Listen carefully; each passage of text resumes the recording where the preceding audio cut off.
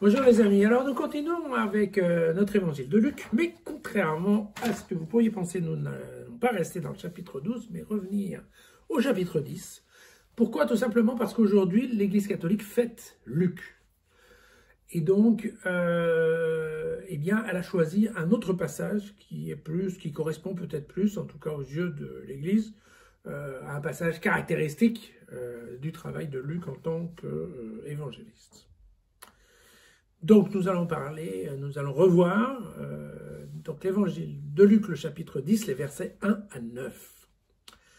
Après cela, le Seigneur désigna 72 autres disciples et les envoya deux par deux devant lui dans toute ville et localité où il devait aller lui-même. Il leur dit: la moisson est abondante, mais les ouvriers peu nombreux. Priez donc le maître de la moisson d'envoyer des ouvriers à sa moisson.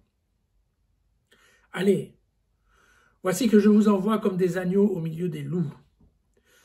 N'emportez pas de bourse, pas de sac, pas de sandales, et n'échangez de salutations avec personne en chemin. Dans quelque maison que vous entriez, dites d'abord paix à cette maison. Et s'il s'y trouve un homme de paix, votre paix ira reposer sur lui, sinon elle reviendra sur vous.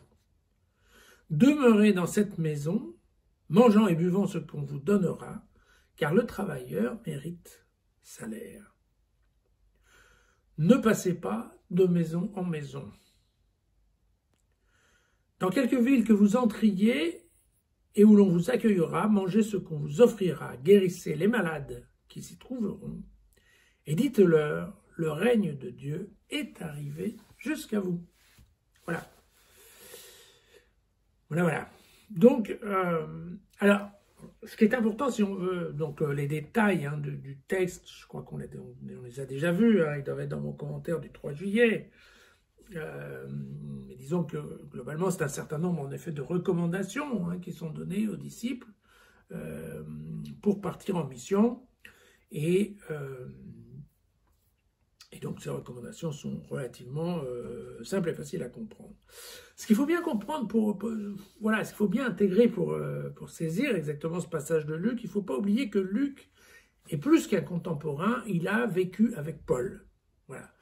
Et donc, et vous vous souvenez que Paul est celui qui, effectivement, s'est chargé du développement, que je qualifierais international, de la foi chrétienne, d'accord, puisque c'est lui qui, effectivement, a envoyé des gens en mission et qui, derrière, a effectué la coordination de ces différentes communautés qui étaient, à travers ces lettres, vous savez, qui sont fameuses, à travers les communautés, donc on connaît les Corinthiens, les Galates, les Éphésiens.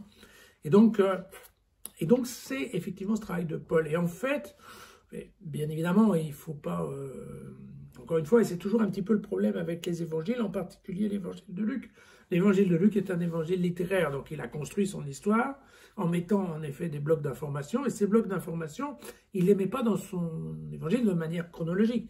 Il est fort peu probable qu'à ce moment-là de l'évangile, Jésus ait déjà envoyé des disciples à l'étranger. Ça fait pas tellement de sens, puisque globalement, l'envoi en mission, réellement, il se fera après la Pentecôte, puisque c'est à ce moment-là qu'effectivement, il va y avoir des gens qui vont partir à l'étranger. Avant, les disciples, ils suivent Jésus en Palestine, et même dans l'évangile de Luc, qu'est-ce qu'ils font?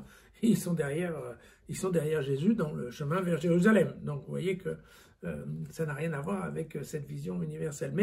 Mais puisqu'on en est à la phase dans laquelle, en effet, Jésus va enseigner à ses disciples comment s'y prendre, eh bien, Luc intègre déjà le fait que ça va se passer à l'étranger et que donc il y a un caractère tout à fait élargi, non seulement